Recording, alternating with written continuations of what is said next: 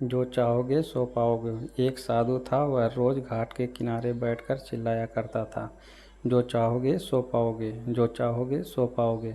बहुत से लोग वहाँ से गुजरते थे, पर कोई भी उसकी बात पर ध्यान नहीं देता था और सब उसे एक पागल आदमी समझते थे। एक दिन एक युवक वहाँ से गुजरा और उसने उस साधु की आवाज़ सुनी, जो चाहोगे सो पाओगे, जो चाहोगे सो पाओगे, और आवाज़ सुनते ही उसके पास चला गया। उसने साधु से पूछा, महाराज, आप बोल रहे थे कि जो चाहोगे सो पाओगे, तो क्या आप मुझको वो दे सकते हैं जो मैं जो चाहता हूँ? साधु उसकी बात को सुनकर बोला, हाँ बेटा, तुम जो भी कुछ चाहता है मैं तुझे ज़रूर दूंगा, बस मुझे मेरी बात माननी होगी। लेकिन पहले ये तो बताओ कि तुम्हें आखिर चाहिए क्या? युवक बोला, मेरी एक ही ख्वाहिश है, मैं हीरो का बहुत बड़ा व्यापारी बनना चाहता हूँ। साधु बोला, कोई बात नहीं, मैं तुम्हें एक हीरा और एक मोती देता हूँ, उससे तुम जितने भी हीरे मोती बनाना चाहो बना पाओगे।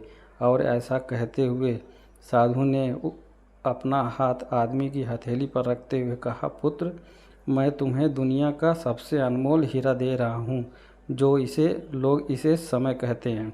इसे तेज़ी से अपनी मुट्ठी में पकड़ लो और इसे कभी गंवाना मत। तुम इससे जितने चाहो उतने हीरे बना सकते हो। युवक अभी कुछ सोच ही रहा था कि साधु उसका दूसरी हथेली पकड़ते हुए बोला, पुत्र, इसे पकड़ो, यह दुनिया का सबसे कीमती मोती है। लोग इसे धैर्य कहते हैं। जब कभी समय देने के बावजूद परिणाम ना मिले तो इस कीमती मोती को धारण कर लेना। याद रखना, जिसके पास यह मोती है वह दुनिया में कुछ भी प्राप्त कर सकता है। युवक गंभीरता से साधु की बातों पर विचार करता और वह निश्चय करता कि वह आज से वह कभी अपना समय बर्बाद नहीं करेगा और हमेशा धैर्य से काम लेगा।